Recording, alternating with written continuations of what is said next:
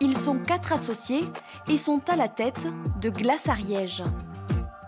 Dans ce laboratoire du Couserans, 200 litres de sorbet fruits de la passion sont produits ce matin-là. Tout se passe ici, dans cet atelier qui a été entièrement créé dans ce bâtiment qui est vieux, qui date des années 1900.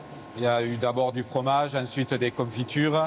Et nous, on l'a adapté, on a cassé des cloisons pour entrer toute une ligne de production, qui est de la pasteurisation jusqu'à la transformation en glace.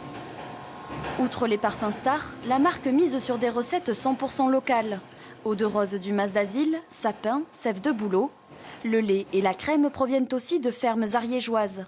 Une philosophie que tenaient à conserver les ex-employés du maître glacier Philippe Faure. C'est suite au rachat de notre ancienne boîte par un très grand groupe et donc on ne s'y retrouvait plus. Donc on a préféré monter notre propre marque. Et puis à l'approche des fêtes, bûches et entremets glacés sont aussi mis à l'honneur.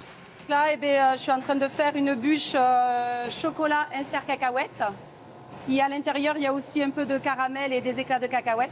Le chocolat, oui, c'est circuit court, c'est notre fournisseur de chocolat qui est à Fonsorbe.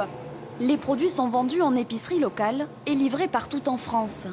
Le chiffre d'affaires prévu pour 2025 avoisinerait les 800 000 €. Une perspective encourageante pour la jeune marque, même si la prudence reste de mise. Tout l'été, on fait à peu près 75% de chiffre d'affaires en 4 mois. Il faut penser aussi à cette trésorerie pour l'année d'après. Voilà, parce qu'après, on est sur une saison morte de janvier à mi-mars, fin mars. Voilà, il n'y a rien qui se passe. Donc après, il faut avoir cet argent-là pour les producteurs, pour acheter les matières premières.